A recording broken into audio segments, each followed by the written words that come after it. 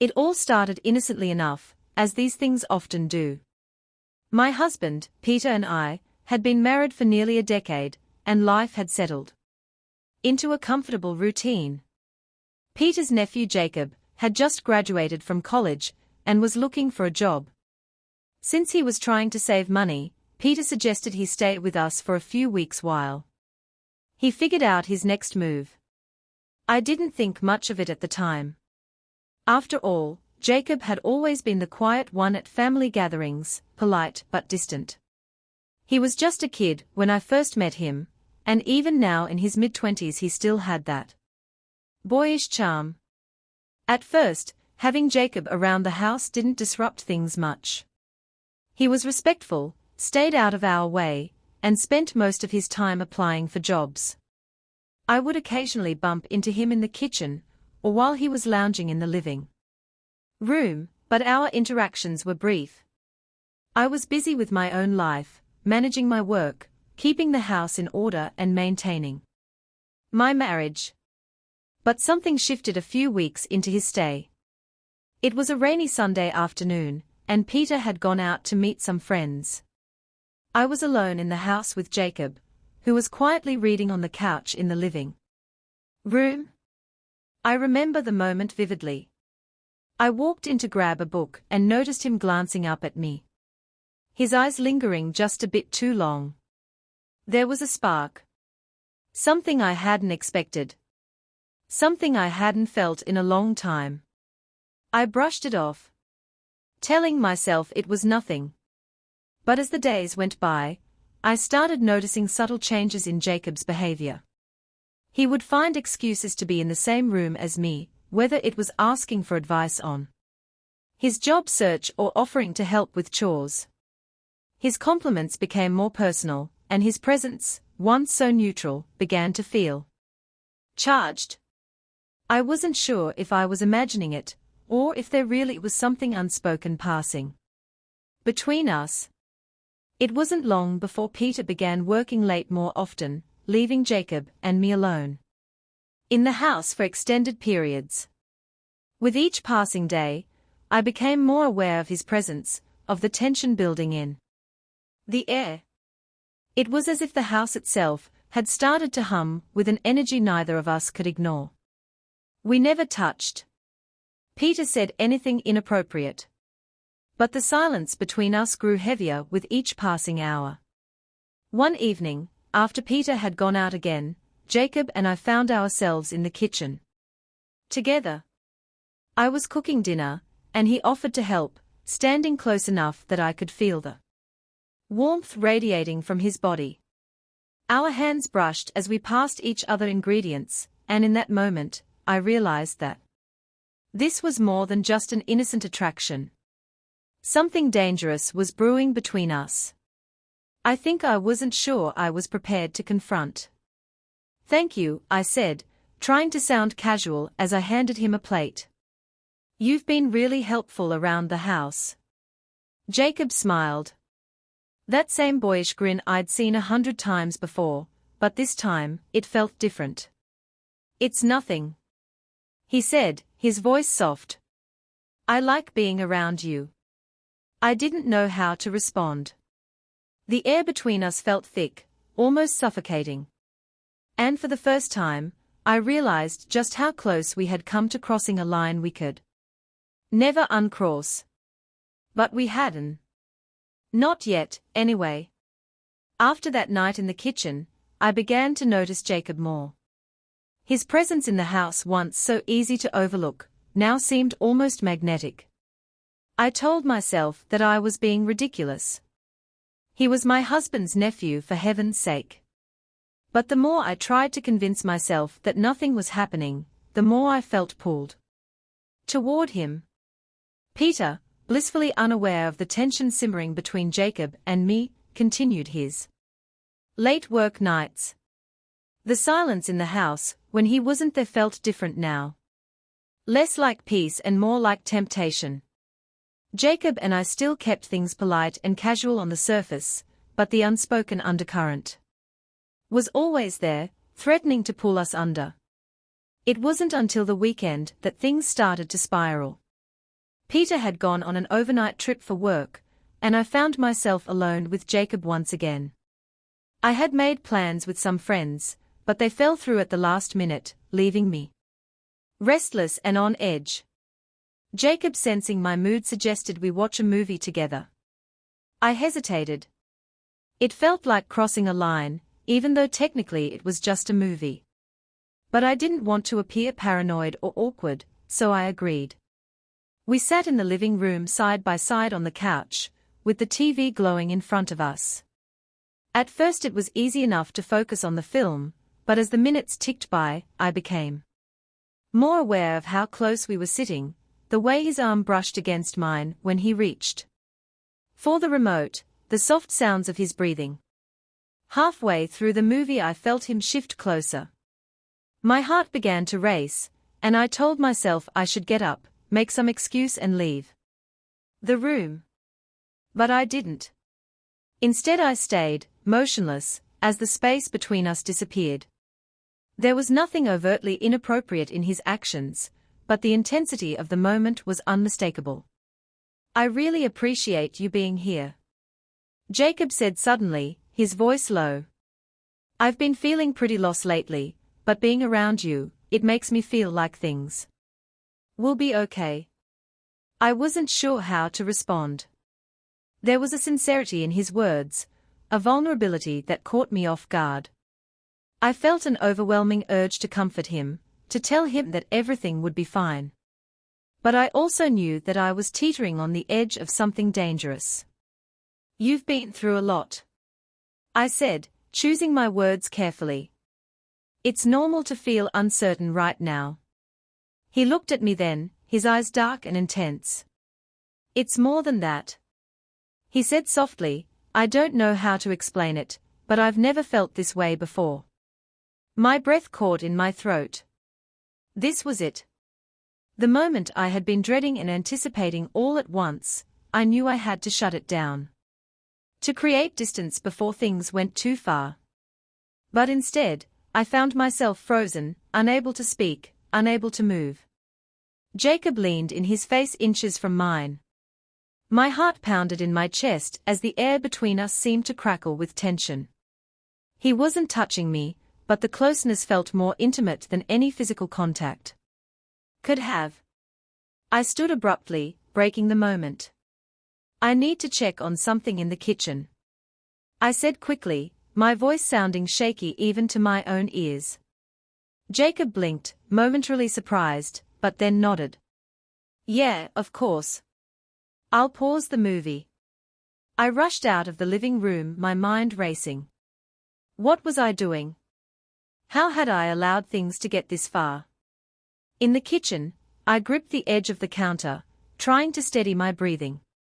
I needed to regain control of the situation before it spiraled completely out of hand. But even as I stood there, trying to collect myself, I couldn't shake the feeling that the line we had been so carefully towing was about to be crossed, and I wasn't sure if I had the strength to stop it. I stayed in the kitchen longer than I needed to, pretending to fuss over things that didn't matter, rearranging the utensils, wiping down a spotless counter. Anything to avoid going back into that room. My thoughts raced in every direction, conflicting emotions swirling in my chest. Guilt, fear, and something else I couldn't quite name. How had I let this happen? More importantly, what was I going to do about it? Eventually, I knew I couldn't hide any longer. Taking a deep breath, I steadied myself and walked back into the living room. Jacob was sitting on the couch where I had left him, his posture tense. But he looked up when I entered, offering a small, almost apologetic smile. "I'm sorry if I made you uncomfortable," he said quietly. "I didn't mean to." His words hung in the air between us, and I could tell he was waiting for some sort of reassurance, some sign that everything was okay. But the truth was, I wasn't sure if everything could be okay after this. Still, I couldn't ignore the fact that we were both standing on the edge of something. The question was, would either of us step back, or would we fall? I I think we need to be careful. I finally said, choosing my words carefully. We are both in a difficult place right now, and it's easy to confuse things. Jacob looked down at his hands, his expression unreadable. I know. He murmured. I didn't mean to make things complicated. It's just. I've always felt like I could talk to you. Like you understand me in a way no one else does. That confession caught me off guard. I hadn't realized how deep his feelings ran, and the weight of his words stirred something inside me. But I couldn't allow myself to dwell on that. This was wrong. I knew it. We both did. I needed to stop this before it went any further. Jacob, you're Peter's nephew, I said, my voice firmer now. We can't do this. Whatever this is, it can't happen. He didn't respond immediately. Instead he stared at me for what felt like an eternity, as if he was searching for something in my eyes. Then slowly he nodded, accepting the truth we both knew, but hadn't yet spoken aloud. You're right. He said, his voice barely above a whisper, I'm sorry. Relief washed over me, but it was quickly followed by an unexpected pang of sadness. There was a part of me that had wanted him to fight, to argue, to make me feel like this connection we had was something more than just a fleeting mistake. But of course, that would have been a lie. And I knew that. We sat in silence for a while. The tension between us still thick, but now tinged with something else. An understanding that this was the moment we had to make a choice. And in that quiet space with the movie still paused on the screen, it became clear that the choice had already been made. I think I'm going to go to bed, I said finally, standing up and avoiding his gaze. Late and we've both had a long day. Jacob nodded again, not saying anything as I turned and walked away. As I climbed the stairs I could feel his eyes on my back, but I didn't look back. I couldn't. Not if I wanted to keep the fragile control I had managed to regain. I lay in bed that night, staring at the ceiling, my mind replaying every moment from the evening. What had just happened felt surreal. I could have seen from a movie rather than something from my own life. And yet, as real as it had been, I knew I had to let it go. For the sake of my marriage, for the sake of my sanity, I had to bury this before it became something much worse. But sleep didn't come easily. Despite everything, I couldn't shake the feeling that the story between Jacob and me wasn't over yet. The days after that night felt strange. I was living in some parallel reality, where nothing had changed on the surface, yet everything felt different beneath. Jacob and I avoided each other as much as possible. When we did cross paths, we exchanged polite, awkward greetings, pretending that the tension between us didn't exist. But it was always there, just under the surface, like a silent storm waiting to break. Peter returned from his trip the next day, blissfully unaware of what had transpired in his absence. He slipped back into our normal routine, as though nothing had changed. And in some ways, nothing had. But in others, everything had shifted. Jacob, for his part, seemed quieter than usual. He spent most of his time out of the house, either at job interviews or at a nearby coffee shop where he worked on his resume. Part of me was relieved by the distance. It gave me time to breathe, to reflect on what had nearly happened. But another part of me, the part one didn't want to acknowledge, missed him, missed the intensity of what we had shared, even if it had never crossed the line into something physical. A few days later, I found myself alone in the house again. Peter was working late, and Jacob had gone out, or so I thought. I was sitting in the living room lost in thought, when I heard the front door quietly click shut. My heart skipped a beat. Jacob was back. I didn't know what I expected or what I wanted. All I knew was that I wasn't ready for another confrontation. Not so soon. I was about to slip upstairs when Jacob appeared in the doorway, his expression unreadable. "We need to talk," he said, his voice low but firm. I nodded, my stomach twisting in knots. I knew this conversation was inevitable, but I had been hoping to avoid it a little longer. Jacob walked into the living room, sitting on the edge of the couch, as if he didn't quite belong there. I sat across from him, keeping a safe distance. The silence between us stretched, thick with unspoken words. "I've been thinking a lot about what happened," Jacob finally said, breaking the quiet, "and I think I need to leave." The words hit me like a punch. I hadn't expected him to say that. Leave? Where would he go? Was this because of me? "I don't want you to feel like you have to go," I said quickly, my voice catching. "Your family, Jacob. You don't have to leave because of what almost happened." He finished my sentence for me, his eyes locking onto mine. "We both know it's the right thing. I can't stay here, pretending everything's fine when it's not. I've made things complicated for you, and I need to take responsibility for that." His words were mature, thoughtful, and they made my chest tighten with a mix of guilt. And something else. Something I didn't want to name. He was right, of course. His presence in the house had become a ticking time bomb, and we both knew that sooner or later something would give. The only way to defuse it was for one of us to leave. "You're not responsible for everything," I said softly. "We both played a part in this." Jacob shook his head. "Maybe, but I'm the one who made things harder for you. Peter trusts me, and I let that trust down." Hearing Peter's name was like a cold splash of water, a reminder of the man who had no idea what had been brewing under his own roof.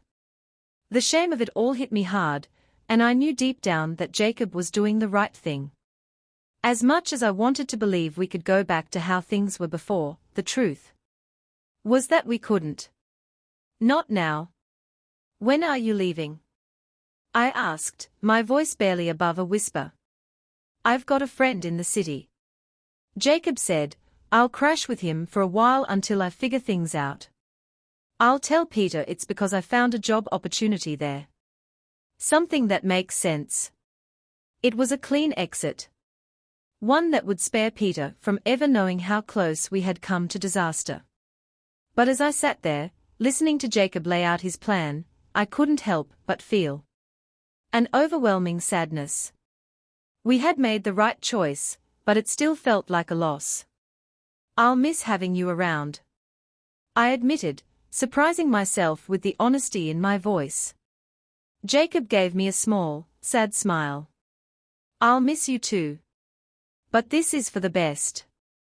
We sat in silence for a moment longer, both of us knowing that this was the end of whatever had been building between us. There would be no dramatic farewell. No last-minute confessions. Just a quiet understanding that this was the right thing to do, even if it hurt. Jacob stood, and I followed him to the door. As he reached for the handle, he paused, turning to face me one last time. "I hope you'll be okay," he said softly. "I will," I replied, though I wasn't entirely sure if that was true. And with that, Jacob opened the door and stepped out into the night, leaving behind the tension, the temptation, and the complicated mess we had nearly fallen into. I watched him walk down the driveway, disappearing into the shadows, and for the first time in weeks, I felt like I could finally breathe. When Peter came home later that night, he kissed me on the cheek, completely unaware of the weight that had just been lifted from our lives. I smiled back at him, knowing that what had almost happened would remain a secret, a story that would never be told, and in the quiet of our home I realized that we had all escaped something dangerous, something that could have changed everything.